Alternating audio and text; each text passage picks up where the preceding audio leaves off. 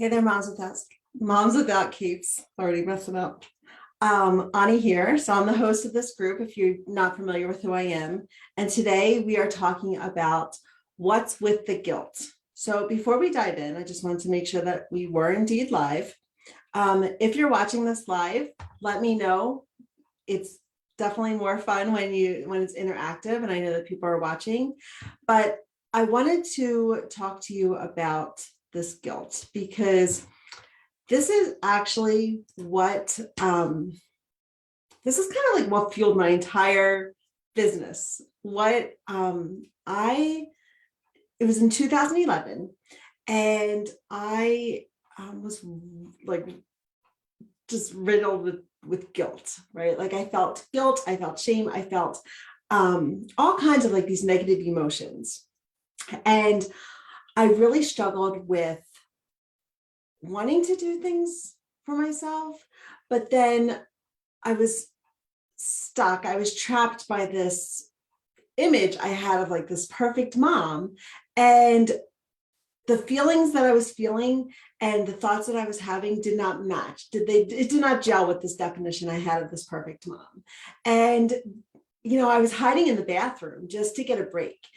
This morning, I just had this conversation with my husband because this morning I was like, that we have one of those mornings and it's like, mom, like I felt pulled in a gazillion different directions.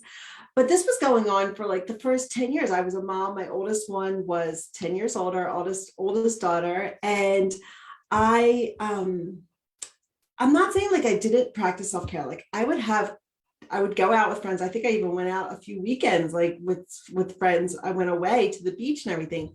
So there were these times that I did get away. I did, practice self-care, do things for myself. I was exercising and stuff, but the guilt that I felt was ridiculous. And this might resonate with a lot of you because even though I was able to make time for myself, it wasn't much. And the entire time, it wasn't even enjoyable because the entire time I felt like I needed to be somewhere else. I felt like I was doing something that was selfish, that didn't fit this definition of a perfect mom. The very fact that I wanted space, like I wanted to do things, that in itself brought up a lot of shame and guilt.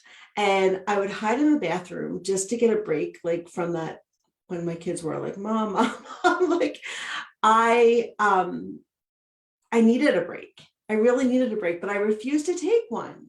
And it was the guilt and the shame that kept me in this perpetual cycle of trying to live up to these expectations of what I created in my mind, right? That were fed by like pressures, my own pressures, but also like pressures from society and from what I've seen in my own family and various experiences that I've been through, different moms that I know, of like what I wanted to be as a mom. And when my thoughts didn't measure up to that or didn't align with those expectations, that's when a lot of the guilt came about. And so today I want to talk about the guilt because I know that even if my story doesn't resonate with you, I know that many of you do struggle with guilt and shame, especially when it comes to self-care and doing things for yourself. Many of you have sacrificed your own dreams and desires and hopes and wishes because like in lieu of becoming a mom. And for many of you, that's okay. That's okay. But I just want to speak up for those that don't like have lost themselves under their mom hat or under their super mom cape, as my analogy of my whole entire business goes, right? Like for those moms that have completely lost themselves and feel like that they have to give up who they are for their family or for, being this perfect mom. And so today, let's dive into what did I name this Facebook Live? What about the guilt, right? And so if you're listening to this on my podcast episode, this is being recorded as part of a Facebook Live that if you join my Moms Without Capes Facebook group, you'll get to come see the videos and interact in real time. and if you're watching in the group, know that I do have a podcast called The Moms Without Capes that you could always watch. You could always listen to these Facebook Lives on the go. Plus, in my Facebook, or not in my Facebook, on my podcast, I publish twice a week. So one episode drops on Monday, and that is this Facebook Live from the week before. And then on Wednesdays, I also drop a Facebook. I keep saying Facebook. I also drop a podcast episode where I do a guest interview. And these interviews are with moms that have different expertise in various areas that I feel would be helpful to moms who struggle with trying to be the super mom. So mom guilt, when we talk about that, sometimes we think it goes back to the mommy wars of like the working mom versus the stay-at-home mom and like one feeling guilty and like all of that. But really mom guilt, what that means is just it's that pervasive feeling of not doing enough as a parent, not doing things right, or making decisions that may mess up your kids in the long run. I remember having a conversation with my brother. This is quite a few years ago. And I can't even remember what I was struggling with. There's always struggles with being a mom, right? Like, amen to that. There's always different periods of our kids' lives that give us more heartache and headaches than others. And so I don't even remember what this specific situation was going on, but I remember like just talking to my brother and having this heart to heart and sharing with him like how I feel like I'm always messing up. Like, I feel like I don't know what the hell I'm doing. And he just laughed and he's like, every kid feels that way. Every kid, like, you have to just recognize that, like, you're doing the best that you can with what you know, and just go with that, like, give it your best and know that that has to be enough. And it's so true. Like, God gave you your children because he knew that you were the perfect parent for that child. And so parenthood does not come with an instruction book, right? We keep feeling guilty and we don't know what the heck we're doing. But yet these feelings, these pervasive guilty feelings continue to come up, even though rationally we recognize that we've never done this before. And even as your kids, like, even the most experienced parent, like, that would have their kids are grown and like out of the house and like thriving in society, even as those parents, and they might have a few bits and pieces of wisdom, but when it comes down to it, they didn't really know what they were doing either. We're all just kind of taking our own experiences and trying to make sense of them so that we can be the best parent for our children. And so when we are feeling guilty, we just keep feeling guilty about these irrational thoughts that are coming up, because rationally we know that we don't know what the heck we're doing. We've never done this before. There's no instruction manual. We are all just doing the best that we can. And it's so important to recognize that you are doing the best that you can. When you're showing up, when you're providing the needs for your children, you are doing the best that you can.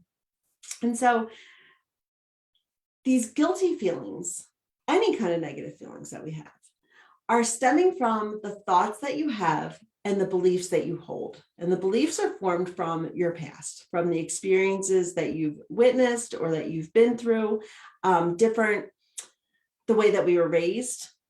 I just want to check. I just want to make sure that if you're watching live, let me know.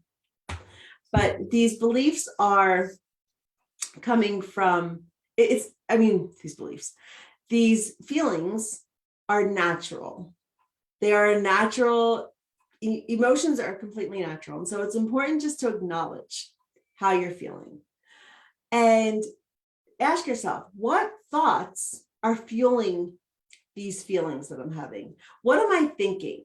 What are the thoughts that are happening to me that are creating these negative feelings for me, including guilt or shame? And are they attached to some unrealistic expectations? Are you saying like the shoulds, the supposed tos, right? Like, are you keeping yourself trapped by saying like, I should be preparing 3 full 3-course meals for my kids, or I should be able to be at softball practice and soccer at the same time, or I should be able to pack lunches, or I'm supposed to be a good mom, I'm supposed to pack, my mind is blank. I always get under pressure doing these lives and coming on here live. And even though I'm way less nervous than I used to be, still thinking under pressure and coming up with examples on like while it's live is always still a struggle for me. But like, are you saying what you're supposed to be doing or what you should be doing? And when you're saying that, is that keeping you trapped and making you feel a certain way? Also, look at if you're playing the compare game. And this might be comparing yourself to like your kid's friend's mom or somebody that you know on Instagram or your cousin or the way your mom did it. Like, are you comparing yourself to what the other moms are doing and then feeling less than, feeling like you are not measuring up to this yardstick that you're holding yourself up against?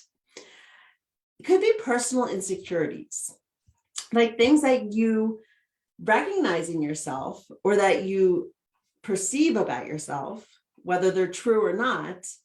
And they could be coming from like these pressures that you might be feeling from family or friends or social media or any kind of other like media or any other sources in your life that are creating these insecurities or feeding the insecurities. And again, they may not be actual facts. And that might be when you have to look at it and say, is this true? Is there evidence that does not support these thoughts or my perception?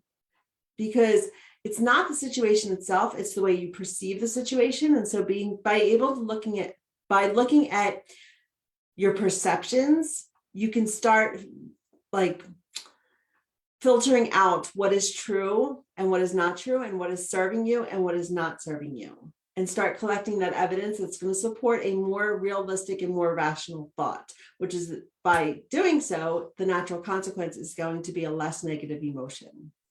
And so just being aware of that, what insecurities do you have and what thoughts are stemming from those insecurities? And then feelings of inadequacy. And I've talked about this before in relation to when we say that we don't have time to practice self-care. A lot of that comes from these feelings of inadequacy because we fill our to-do list. We do more trying to compensate for these feelings of inadequacy that you may feel. And so hence, the birth of the super mom, where you just continually like fill your schedule and are overextended and are constantly trying to do more when you're feeling less inside. And so making sure that you are becoming aware of where that guilt is coming from is super important. So now let's talk about 5 ways to minimize the guilt. Now, I said before, make sure you're acknowledging it. Guilt, guilt is just a feeling, and it's a natural feeling that's stemming from the thoughts that you're having. And so getting back to the thoughts and the beliefs that you hold is going to change those feelings of guilt.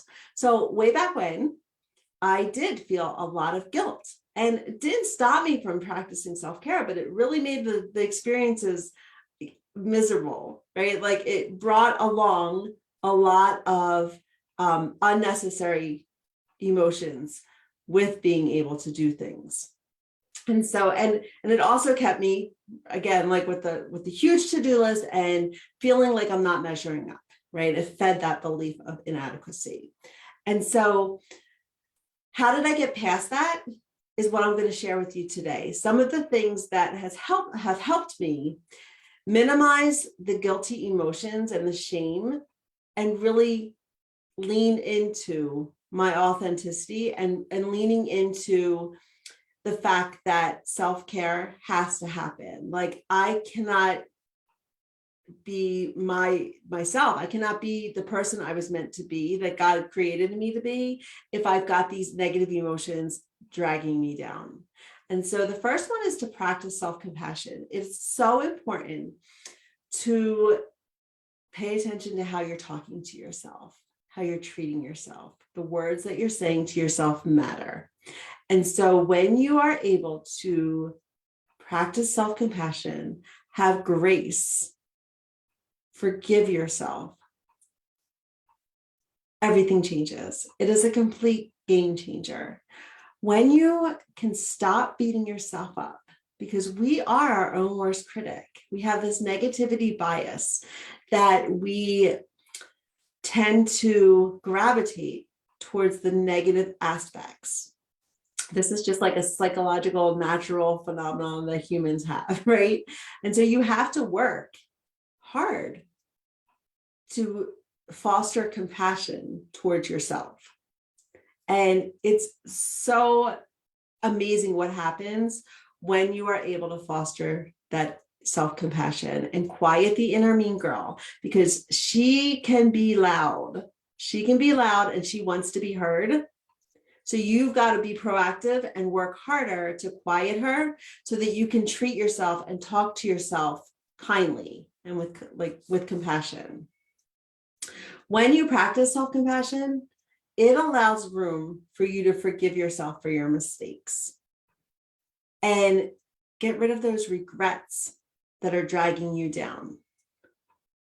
So many times, especially in my clinical work with like my counseling clients, we talk a lot about forgiveness because it can keep you trapped.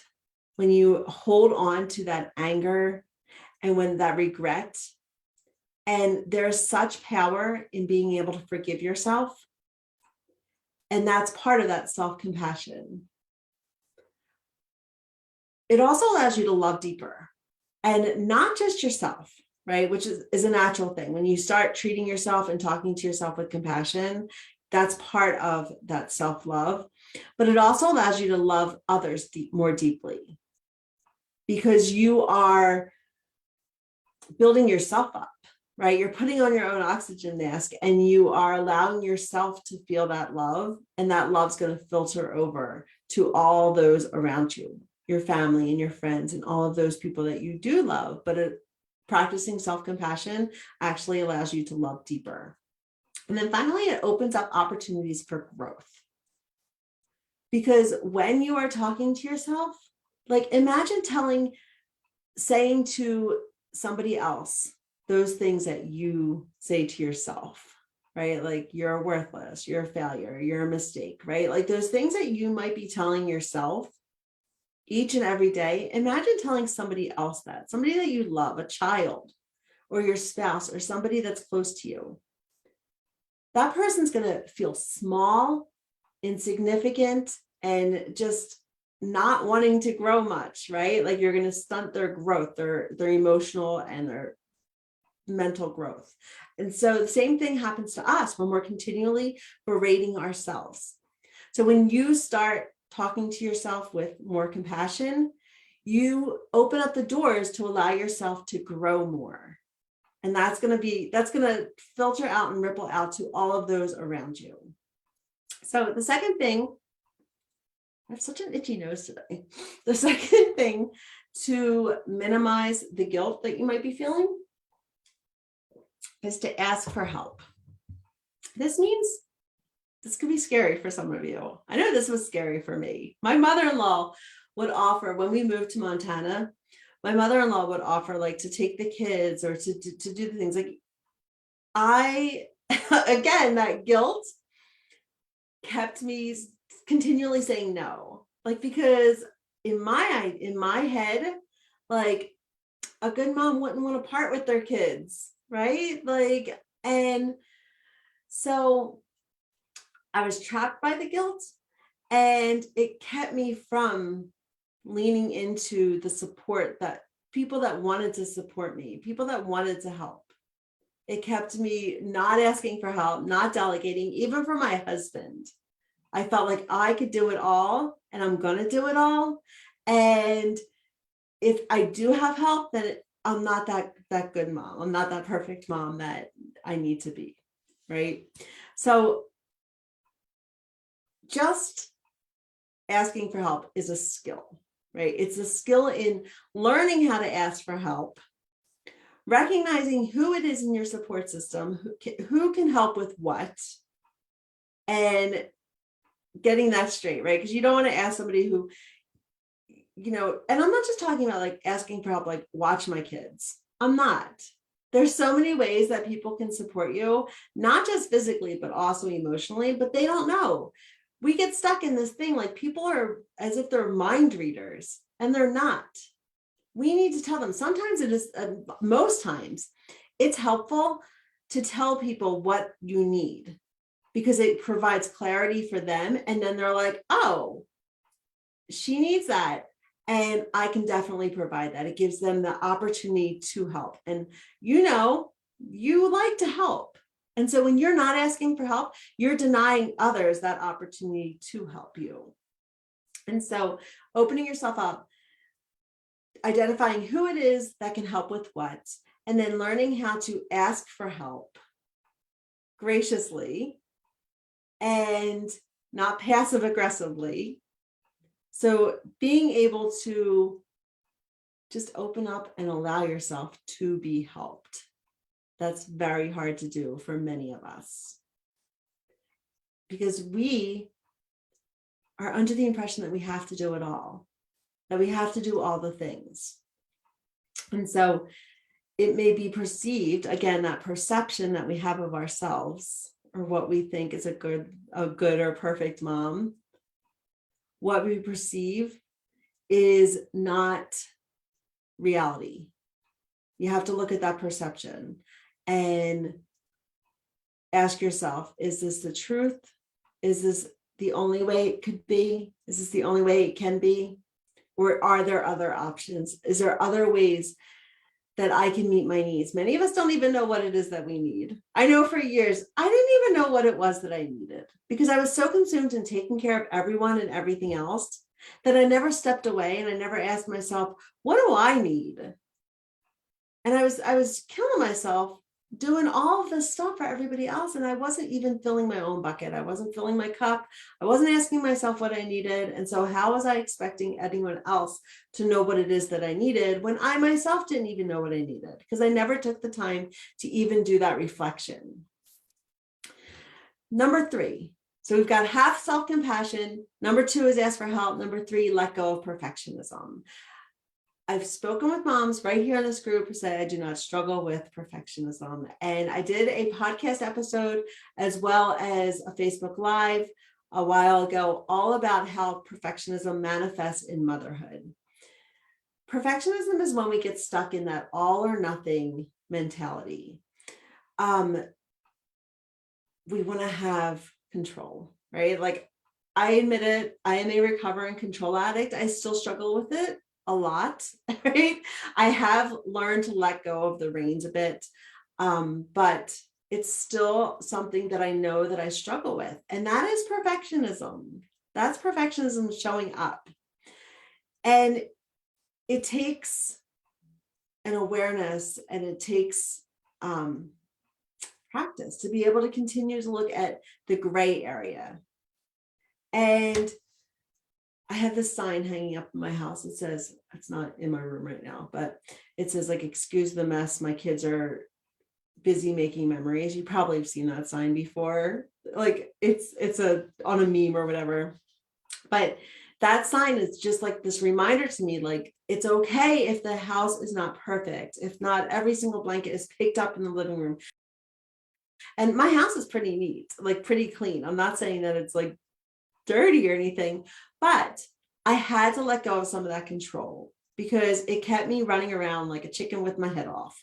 And I've never seen a chicken with their head off, but I know that's that expression. Like, and I imagine it just like this mom that's like frantic, like running around, like making sure that everything is in order, everything's taken care of, everything is, like everything's like spotless before she can take off and do something for herself. That was me. I had to make sure like everyone was taken care of, that there's a dinner on the table and the dishes were all away, the laundry was all folded, that my husband was okay, that my kids were all taken, like all okay. And occupied before I was able to say, okay, I'm going to go for a walk, right? 10 minutes, and then I'll be back because that guilt kept me running back, right? That is what I'm talking about, is the perfectionism. Thank God I'm not in that place anymore, because that was exhausting. And you might be feeling that exhaustion too. And some of this might be like an aha moment. Like, is that how you want to be living? And if not, what can you do about it? You're making the right step. You join this Facebook group, or you're listening to this podcast, but it's going to take some more in order for you to recognize that there's more to life than what you're living right now. So number 4 is practice gratitude. And this is what is going right. Because even though there's exhaustion and overwhelm and you are feeling at your wit's end, there are things that are going right. And when you are able to practice gratitude, you will start noticing and focusing on those things that are going right. And when you focus on things, whatever you focus on, it increases, it grows. So when you focus on that negativity and you focus on everything falling apart or things not going as planned, you're going to find more things go not as planned. Like, more things happen that are in that negative space. Whereas when you turn and redirect your focus to what is going right and start being grateful for those things are going to increase. They grow. So practice gratitude. This might look like you starting one thing before you close your eyes at night. You lay down in bed and say, what is one good thing that has happened today? And just making note of that one thing. Some days it might be harder than others to try to recognize and try to pinpoint something that went good. But I guarantee there's going to be at least one good thing. It may be small, but there's going to be at least one good thing that happened that day, or that went on, or that you noticed that was good. And it may just be that you woke up out of bed that morning, or that you were able to breathe. Don't forget to breathe. That's super important. So many times we get wrapped up in doing all the things. We go from 0 to 100, and you don't even give yourself that space to take a deep breath and sigh and take that deep breath of oxygen into your blood. And then number 5 is get back to being you. If you have lost yourself when you became a mom and you struggle, like you don't have any hobbies, you don't even know what it is that you need or that you like to do anymore. If you used to enjoy reading and you haven't read in a long time, or you used to enjoy going on adventures or going swimming or going for a run, I'm trying to think, if you used to sew, right? Like anything that you used to do, maybe even before you became a mom or got married or whatever, and it's been so long since you've actually done something that you enjoy, then let's get back to that.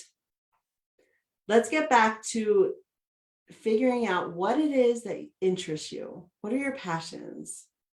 You need to give yourself that time to do what you enjoy, to relax. And if it means that you need to schedule it in, then do it. Most likely your schedule is full, so you are going to have to schedule it in, just like you would a doctor's appointment. Make a date with yourself. One way to help you schedule it in is for you to register for the upcoming Moms Without Capes Self-Care Challenge. It's happening all inside the Moms Without Capes Facebook group. And it's 5 days of intentional self-care, 5 days of getting back to doing what it is that you enjoy, things that fill up your cup. 5 days. Come on, you can do this. If you have not made time for yourself in a really long time, and that might, for a really long time, that might be 5 days ago, or it might be 5 years ago, then sign up, get registered for the 5-day self-care challenge. And let me show you how to make time for yourself. And let's get discovering what it is that you enjoy, what it is that fills up your cup. I'll throw the link in the comment section, or if you're listening to this via podcast, I'll throw it in the show notes. It's at momswithoutcapes.com/challenge. Get registered. It kicks off May 2nd, but if you do it now, while you're watching this or listening to this, while it's fresh on your mind, that you'll be registered, you'll start getting the emails, so that even if you forget up until May 2nd, you'll get that email and you'll be like, all right, I'm doing this. Let's be intentional. Let's make time for you, because you are worthy, you are important, and you matter. All right. Well, thank you so much for joining me today. I am so grateful for you that you made the time to watch this video all the way to the end, or listen to this podcast episode all the way to the end. I appreciate you and I thank you, and I will see you in the Moms Without Capes Facebook group. All right. Take care, everyone.